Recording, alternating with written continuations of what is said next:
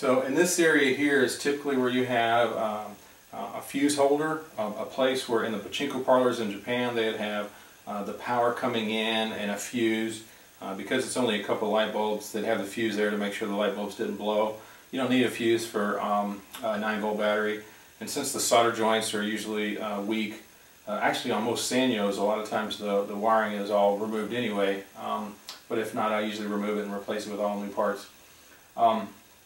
So that's there. This blue screw knob here, you have 5 of them on the machine, maybe different colors. This one's blue, the other ones are red. If you unscrew all those, then you can remove the entire back of the machine. You can lift it straight off if you needed to. You really typically don't for home use, but that's what those are for. And if you do, when you put it back together, you just have to line up a few wires. Okay, you have a fork here. It was meant so that attendants in the parlors could service the machine. They would flip this down and they could leave balls up in the top of the machine while servicing down below. For home use you don't really need it, and I often tape it back or take it off. That way balls flow here like they should. This will step down the level of balls, so as they enter the turn they need to be 1 high. So this, as balls come through, it'll knock them down to 1 high. And you have right here a cover. This is your lower track. It has 2 tracks in it, and oftentimes this cover is missing. If it is, you need to cut a piece of cut cardboard or plexiglass or something and tape it there, because if you don't have something here, the balls won't feed into the jackpot assembly properly. To remove it, you're just going to pinch and lift it up and pull it out, and then you can get inside there and clean it with Q-tips or pull out anything you need to. So to put it back, I'm just going to stick the back in first, then drop the front in.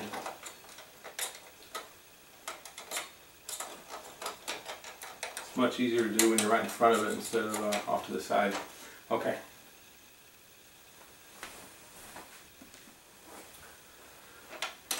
This right here is your ball drain. When you need empty balls out of the machine, they'll drain through here. You have these 2 levers. Right now they're in the unlocked position, so if you add balls they'll all fall out. So to lock them, there is a metal tab here, and you just push that over to the left. Those levers are now locked.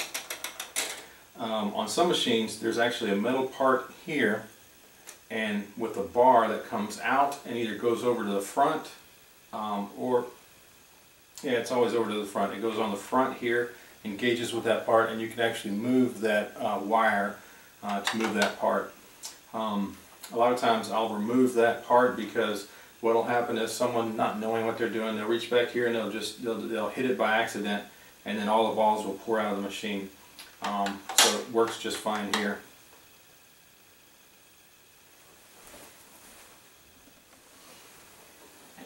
So with no balls in the machine, this arm can't pivot up. It'll hit these 2 levers, and so if you get a jackpot, basically what happens is, I'm just showing you part of it now, but there's a lot of levers that move, and eventually this lever will push up, causing a pivot point here, pulling this part down here.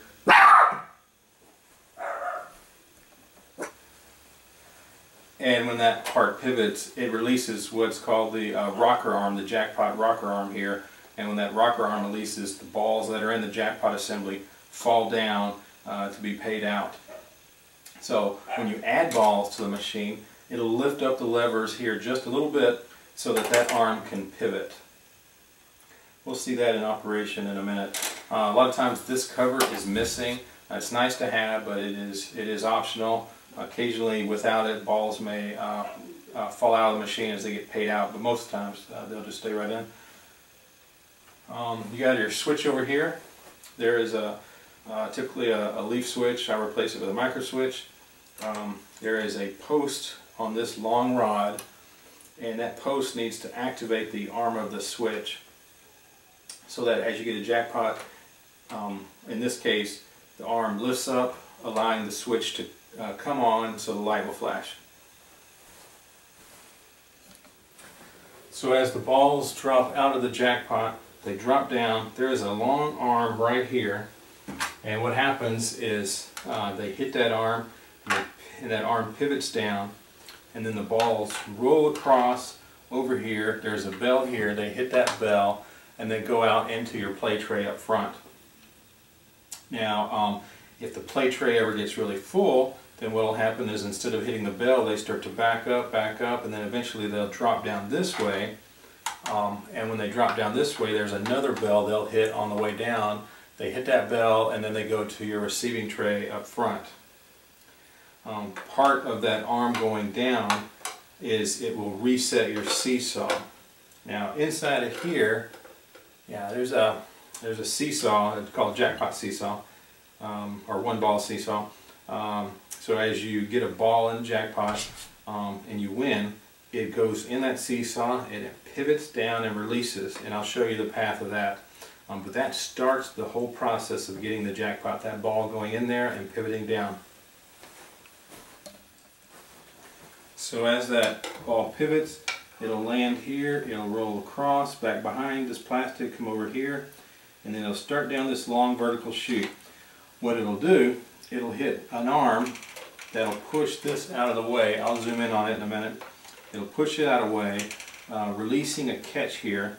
You've got a long arm back here, and that arm will pivot down, pivot points here, as this arm pushes down from the weight of the ball, and it'll push a long rod up on the other side, which moves all the linkage and levers at the jackpot assembly. Let me zoom in and show you that. There's usually a cover here too. There might be covers in other spots that I remove. There's security covers to prevent like attendants from accidentally activating jackpots, or patrons from finding a way to stick a hole through the sides of the machine and get in and activate a jackpot. Anyway, you have to pull this back. There's a tab up here, you can do that, and then when you have that back, actually I gotta move some arms. Okay, when you have that down, then the weight of the ball will pull this arm all the way down. So right here, this arm pivots from the weight of the ball. Now it'll go all the way down and it'll stop. It'll stop right here until the jackpot pays out. So once the jackpot releases and the balls drop, this wire here will lift up and allowing the ball to fall out. I'm going to load the machine with balls and we'll take a look at all that. Okay, I'll drop 3 balls in. You'll want to watch the seesaw first, then you'll see the ball drop down and you'll watch the levers move.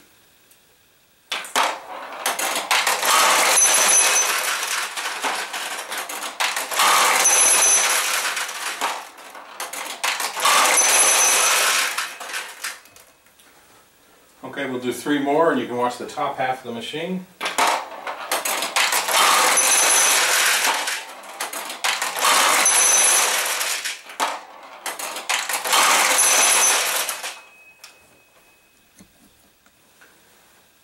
Okay, I'm going to create a typical jam. So there aren't enough balls at the top of the machine.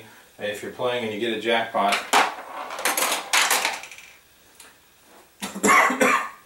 you can see that the ball stopped right here. The arm stopped because there weren't enough balls in for it to pay out. Now if you stop right here and add more balls, it should go ahead and complete the cycle. We'll do that. So it paid out and we were good. I'm going to create another jam and show you how to get out of that. Now we've got the ball here. We also, you can see there's some balls that are starting to back up here. They're waiting to be paid out. Now again, if you just added balls to your supply tray, they should all pay out one right after the other. But let's say that instead of doing that, someone says, oh, I'm supposed to reset the seesaw. So they reset the seesaw and they go, oh, nothing happened. And they say they just keep doing that.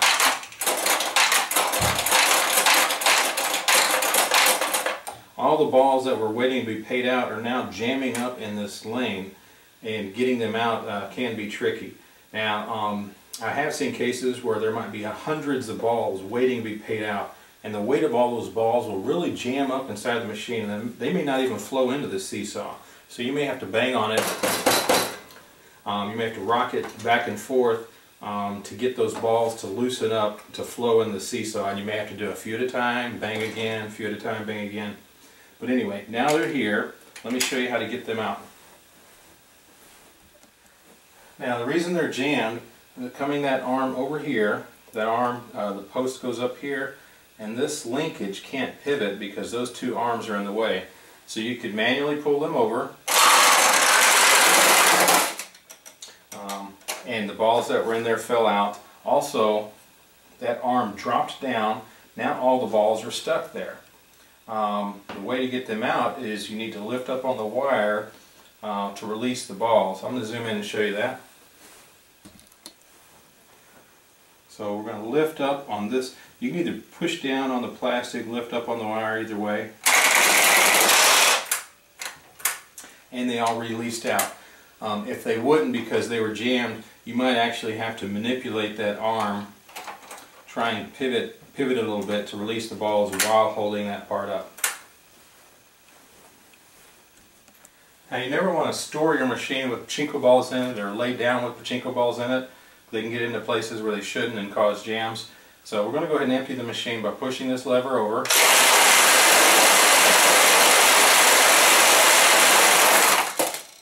That got them all out to this point, but you still have some in the jackpot. So what we're going to do now is we're going to activate the jackpot just by grabbing this long arm and pushing it up and down. But we can't because it's caught. There's that plastic part here that pivots, and you have to push that one out of the way before you can pull the arm.